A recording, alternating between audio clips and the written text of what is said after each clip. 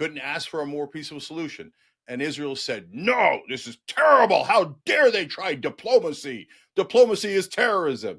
So the UN, they've tried everything. They've tried everything. And every time they try peace, nobody ever covers it. The propagandists in American media go, no, the Palestinians are always guilty. My whole life growing up Muslim here in America, every piece of media was Muslims are terrible. Muslims are savages. Muslims are terrorists. Muslims are dark and backwards. I'm sick of it. So the people who are guilty in this case is not the Muslims, is not the Palestinians.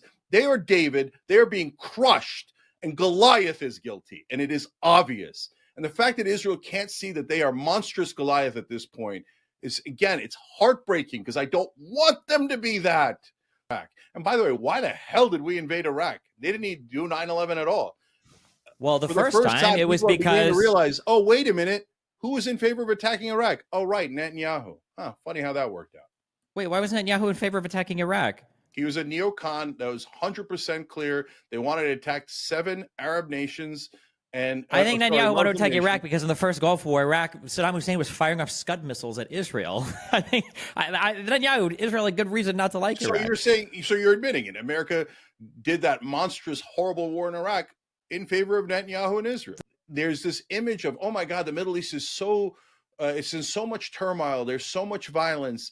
Oh, they're so irredeemable, right? No, wait, I didn't say anything about irredeemable, and it is insane for you to say that after World War II, everything was just peachy. That is what you're trying to get into people's heads is, don't worry about the Middle East. Bunch of violent people always killing each other. No, Europe is 10,000 times more violent, if we're being honest. I know that first of all, I don't even think I would white Christians, but Europe is by far the most violent continent in the history of the world by a landslide. But in American media, Middle East dark and violent. Oh, Europe enlightened and Western civilization. It's propaganda to make you think, oh, the Muslims are violent. They had it coming. Yeah, you're fighting against ghosts here. I'm not gonna. I'm an American, okay? I don't like Europe. Fuck them. All right. I'm not here to bid free. I'm just saying that in the Middle East, your civilization is what you can make it. Your borders are what you can carve in blood. That's essentially how people have conducted themselves there, Israelis included, and that seems to be the only language that anybody can hear or anybody can respect. So that's how. All right, I'm going to pause it for a second. So this is a debate between Cenk and Destiny, and it's on that little Zionist boys channel. What's his name? Eli Hessel. He even has Gideon Levy on this show. I don't know how he's getting all these guests, but I thought it was a great debate. Cenk absolutely destroys Destiny, and let's continue watching. People there, Israelis included, will continue to conduct themselves. That's all I'm saying. That's the expectation. No, Israel and Egypt did a peace deal. It worked great. After what? After Israel saw itself on the brink of annihilation in 73 from territory that they conquered in 67. But the idea that the Middle East will always be at war is totally wrong. I never said it would always be at war. There are paths for it to not be at war. I think it's possible. I think that the 2 million Arab Palestinians that live in Israel are proof of that people can live together side by side in peace and in harmony. It's definitely possible. I mean, is it peace and harmony? Because from what I hear, the Arabs that live in Israel, they don't have the same rights as the Israelis. Reason for war. How dare you resist our oppression of you? October 7th was not resistance. That wasn't resistance. That was just like mass slaughter and rape of civilians. That was not resistance. Of course it was resistance. It didn't just happen out of nowhere. Are you really that ignorant and silly to believe they just randomly did that without any history? Come on, Destiny. You're smarter than that. And Destiny, I'll be honest, he is very ignorant on this topic, and it makes me question his knowledge in all of the other topics. And also, let's talk about little Zionist boy Eli Hessel. So I will say that it looks like he's trying to be like Piers Morgan with this whole setup and getting the guests and everything. My recommendation is that you want people with very opposing different viewpoints so that they kind of fight. That's kind of what Piers Morgan does, right? He has them fight and argue live on television. It's good for views. And then Eli, you got to be more interactive, bro. Talk. You're just like staring out into the oblivion. What do you mean? October 7th was not a resistance attack. I mean, this is absurd. The African National Congress originally killed civilians. Again, it's a counterproductive. The ANC explicitly had a policy of not trying to kill civilians. They literally explicitly had a policy of targeting government infrastructure.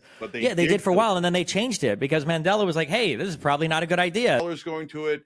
So if you're going to do this kind of genocide and land theft and colonialism and imperialism and brutalize these poor people. We can't go in and I thought Destiny was shocked, but I guess he was just yawning. rescue them militarily. So we're going to try to rescue them economically. And all we're doing is we're treating you the same way you're treating the Palestinians. And if you don't like that, then treat the Palestinians differently. And the minute you treat the Palestinians in a way that is decent and reasonable, the world will then open up and treat you in a way that is decent and reasonable. You can't ask for anything more fair than that. If you say, no, I should be able to brutalize the Palestinians and there should be no consequences, well, I know that they'll say that, but that's an absurd position, right? So look, guys, everybody watching, start now. Check products, make sure they're not made in Israel. Don't buy anything from Israel. Don't ever trade with Israel. Don't ever spend $1 to Israel. Start a giant worldwide economic boycott of Israel. Anyone who tells you, no, Israel is owed profits on top of what they're doing, I mean, that's absurd. It's insanity. They only have a limited amount of power.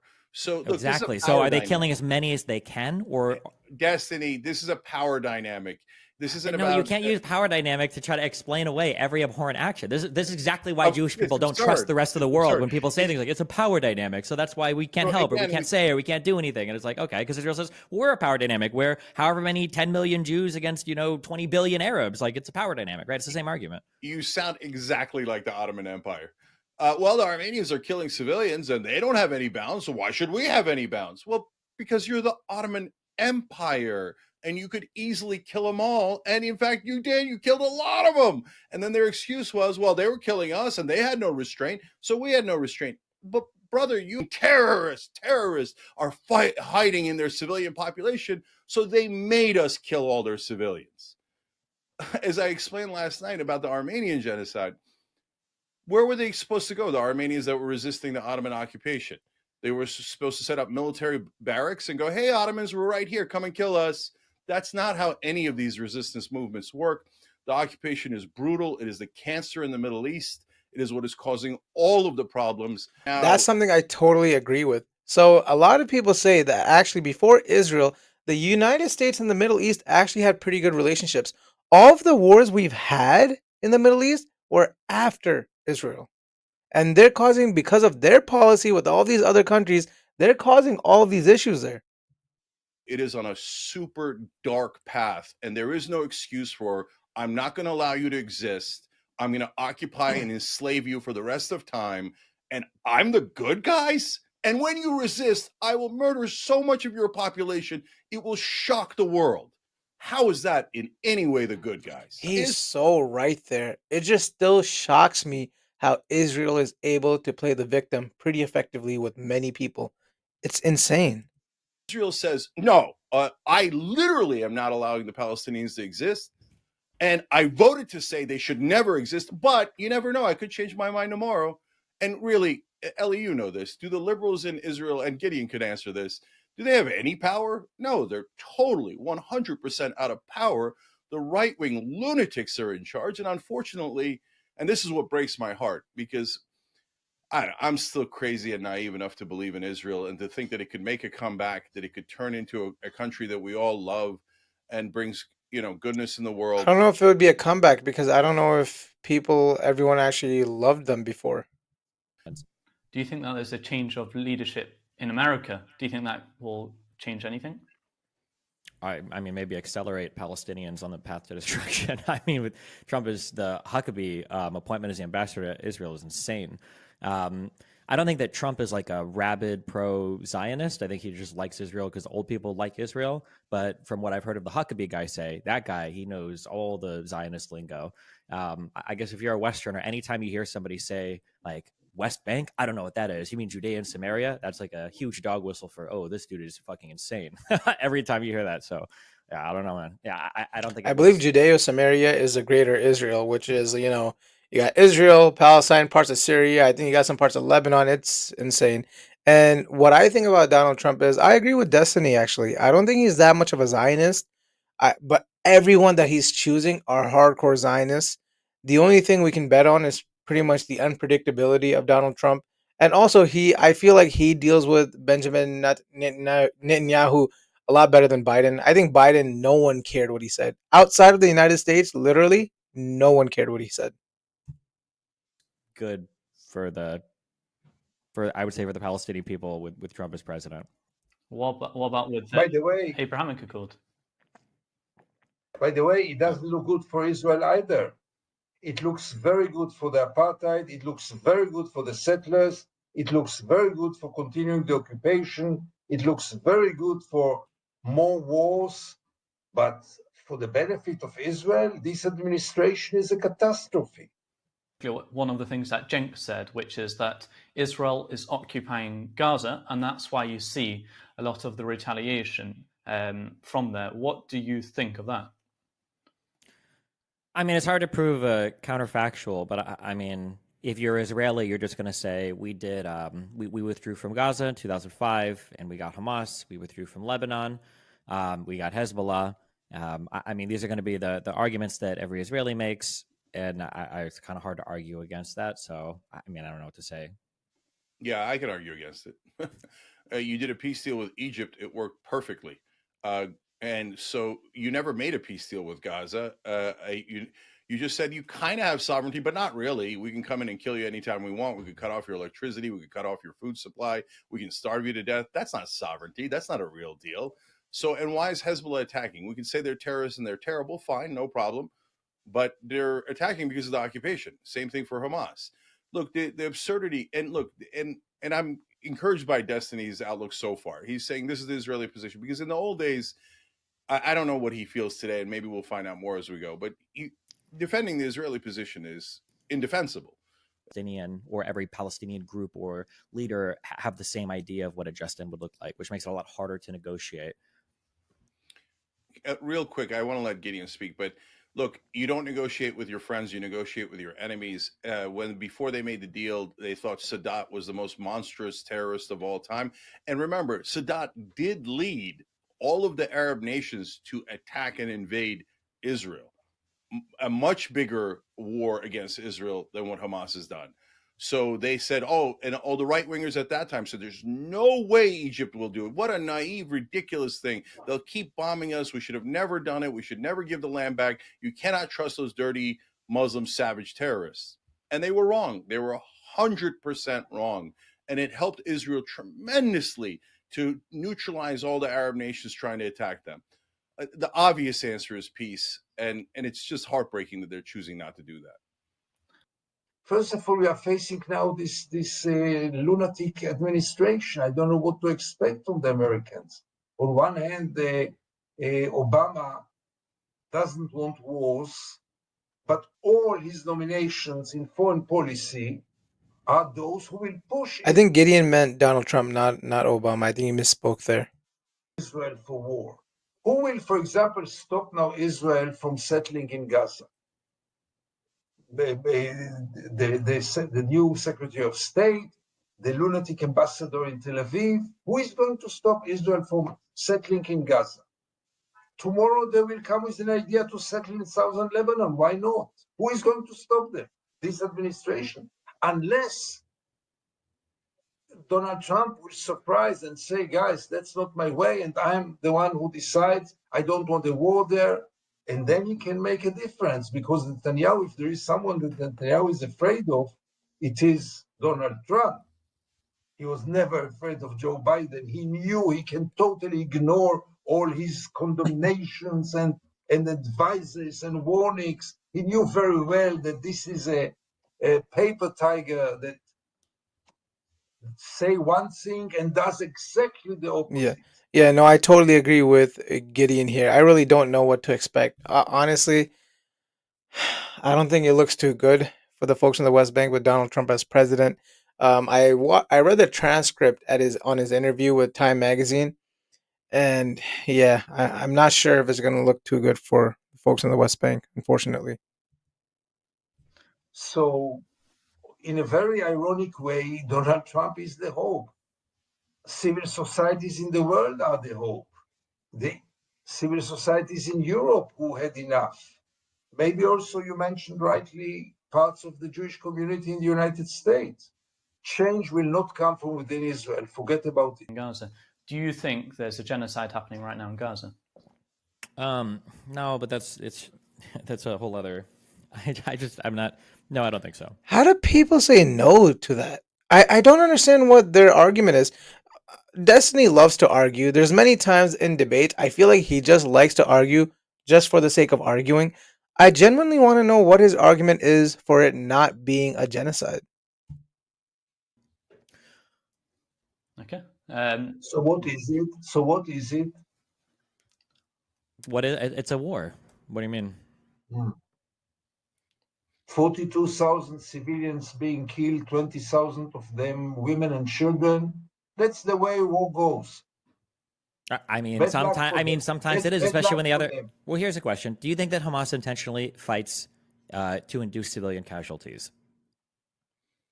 Yeah, no. Both parties do it. Okay, so if you're not willing to admit that, you don't live in reality. Like, I don't know what to say. No, like, no. it's not. Yeah. So I can answer it. So listen, this whole thing of let's call the insurgents terrorists, and that allows us to not only kill anyone resisting our occupation, but any civilian that's near them, which in Gaza is all the civilians, is just an excuse for further occupation. So I'm not in favor of Hamas. I'm not in favor of killing civilians. I think it's terrible. I think it's a stupid strategy on top of an immoral strategy. But we're all pretending like that it's not an insurgency. Of course, it's an insurgency. I mean, yesterday in the debate, I'm dealing with an Israeli representative basically saying that, well, no, since they don't love us, they have indoctrinated. This happens in almost every debate. They've indoctrinated their children to not like Jews. What a preposterous argument. Were the Armenians supposed to indoctrinate their kids to love the Turks?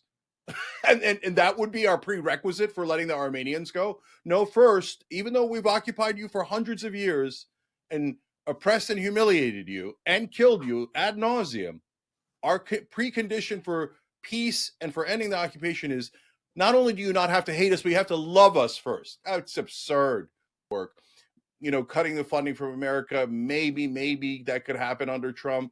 But that's again a very small hope, given that he's given Miriam Adelson everything that she wants, and our current position is Israel first. But another possibility is an worldwide economic boycott. I mean, aren't we definitely at that point? No one buy Israeli products. Obviously, you'd be crazy to go to Israel. I mean, there's a lawless nation. I mean, if you're Muslim, they would just kill you. They kill Muslim American journalists. They kill Muslim Americans, sniper shots. So it's a murderous state. So obviously nobody should go to Israel, and no one should buy Israeli products. And the economic boycott should be so thorough. There should be such a pariah that it creates leverage and that they feel pain, but not physical, not killing people, but economic pain enough to turn around. Well, to be fair to Netanyahu, How is it that I, as an American, feel so unsafe going to one of our strongest allies? Think about that. who's a very smart guy. He's one of the most evil men of my lifetime. He's one of the biggest terrorists of my lifetime. If there was any justice in the world, he would rot in prison the rest of his life. But he is brilliant. And why do you think he's trying to provoke Iran and start a war with Iran? Because he knows that the Iranian people will rally around the Ayatollah and the extremists will dig in, and it will be a permanent state of war, which benefits Netanyahu. We have to change basic values. Zionism today means Jewish supremacy between the river and the sea. There is no other way to describe it. And Israelis will not give up the Jewish supremacy. And as long as they don't give up the Jewish supremacy, they will not be peace, and they cannot be peace. We have to change the whole mindset. As long as we believe that Jews have more rights than Palestinians, because they are terrorists, because they are animals, because the Bible promised us this land, because we are the promised people, you name it. But as long as this is the mindset, and it is the mindset in Israel, and Make sure you like this video and subscribe to my channel, especially if you love this format where I take long podcasts and shorten them into 20 to 30-minute videos. My goal is to save you time. And so if you really do appreciate that, like this video, subscribe to my channel. And if you want to support independent channels like this, as you know, a lot of these channels get shadow banned, they get demonetized. You just don't know the future. Please consider becoming a member. It's only $2.99 a month, and it really helps support it, and I'd really appreciate it. Now let's continue. As long as every Israeli will not understand it, that what is being done now is unacceptable, then it will continue like this. Israelis still believe that they have the right to slaughter 42,000 people in Gaza, and there is no problem with it. They still believe that killing children by masses, by thousands, is something that Israel is allowed to do. Soon it will be illegal to say from the river to the sea, Palestine will be free. In the United States, they want already to legislate something. It will become a crime to say it. So you portray a world in which the governments we are not in the same place. The public opinions, yes. The governments, far from it, very far from No, Gideon, the world continues to hug Israel and to enable Israel, not only the United States, and to enable Israel to do things that no other country in the world could have done. Many things must change. Very, very, very basic things. And above all, there is no symmetry. The change must start and come mainly from Israel, because Israel is the strong one, Israel is the occupier, and Israel has to change itself. That's not enough, but that's the core issue.